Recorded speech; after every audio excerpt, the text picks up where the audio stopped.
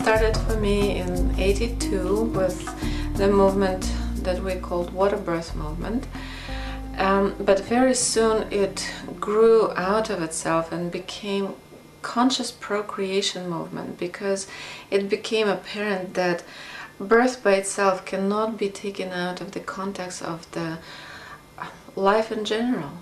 That if people want to give birth beautifully, gracefully, they need to learn to live beautifully and gracefully, because birth reflects the quality of life in general. The program is developed how to help people to, first of all, neutralize their own birth trauma, which we found to be the basic source of complications at birth, and understand how birth fits into the general picture of our culture, of our science, of our understanding about the world, of ourselves, and how directly the correlation between the way we were born and the way we live is affecting the civilization at large. This correlation is basically responsible for many of the social diseases, many of the physical diseases on the planet right now. And we really possess the skill to eliminate a lot of problems of humankind through teaching women and men how to bring in the new generation onto this planet gracefully, in love. The origins of our attractions are really, as it turns out, lay in our limbic imprints.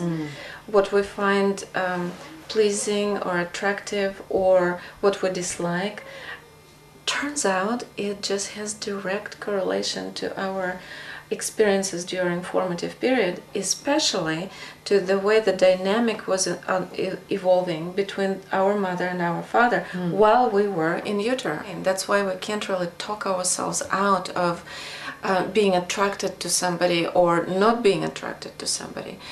The attraction is governed by a completely different part of the brain, which is called limbic brain. And it's a very irrational, illogical part of the brain, because it's formed before the cortex is formed.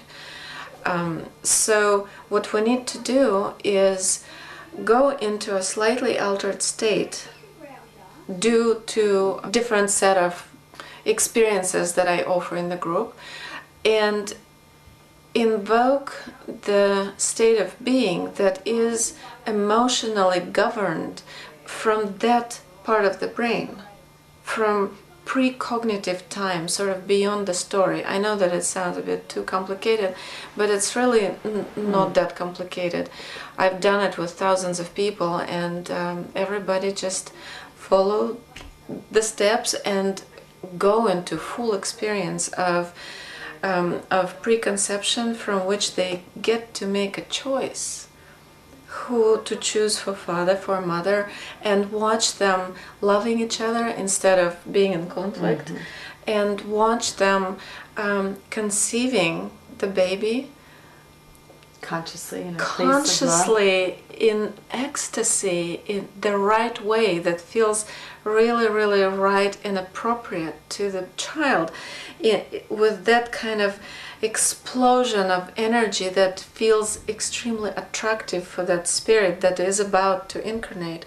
So it's all very juicy and very exciting. It's a pleasurable way to rewiring our nervous system to create a new reference point in the nervous system, so it knows what it feels like to be in unapologetic pleasure and in the natural state of bliss.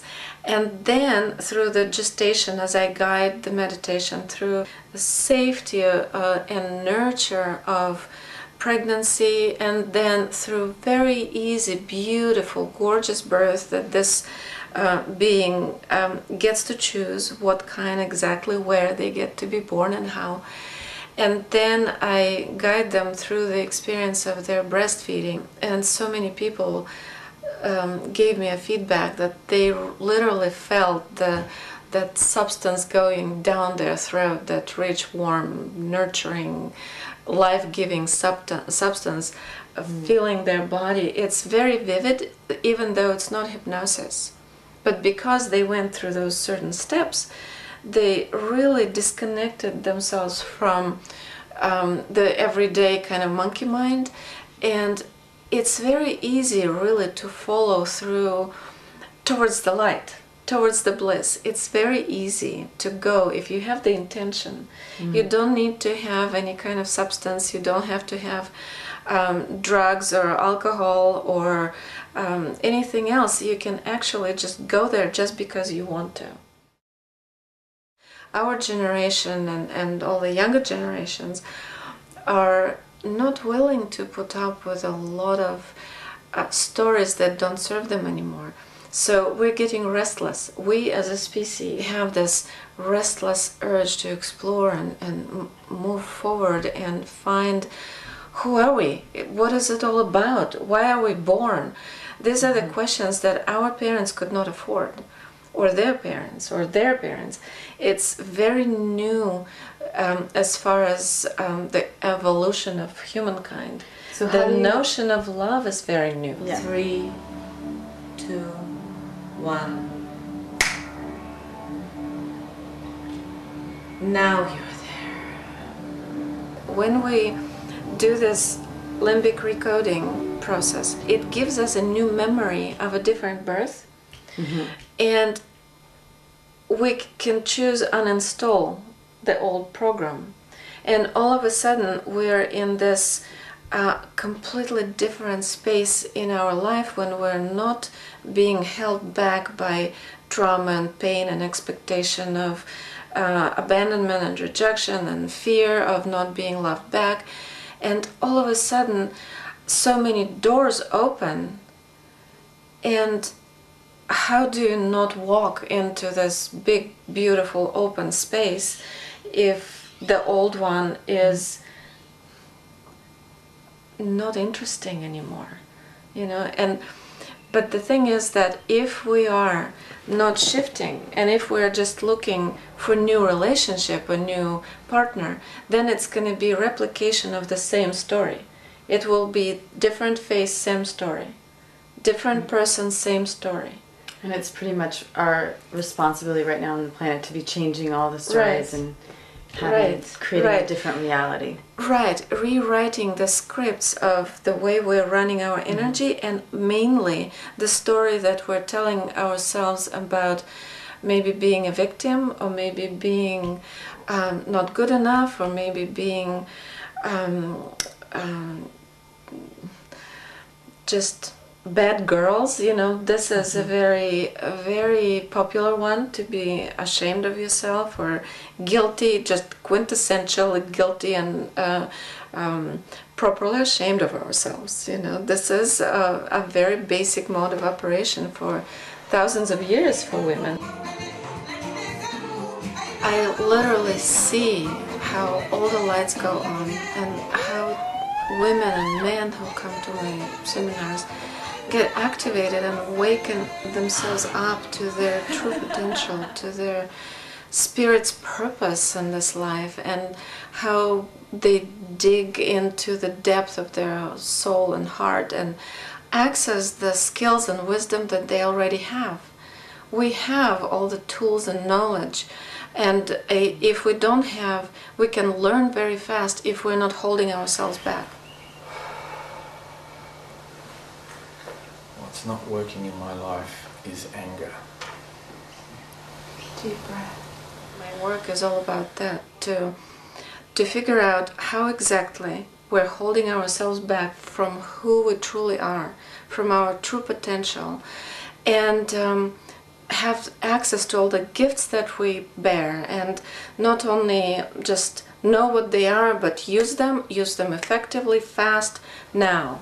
And this is the biggest source of happiness in my life, because I get to see instantly, in one day, I see the transformation, and and faces change, their body language changes, and it's so beautiful to watch people in the group who were complete strangers a few hours ago. All of a sudden they're looking at each other with so much love and so much deep understanding of the journey we each have here. And because each person in the group is being held by the group so gently and so lovingly, and the space that is being created is a working power by itself. That state of heightened awareness, that state of deep connection with yourself and with the source from which we all came here, that state of being is contagious. That state of being is emanating wherever these people go. They go home back to their workplaces, to their spouses, to their communities, and real they change starts to happen. Yeah, they start one by one bring in the completely different frequency that they broadcast and resonate.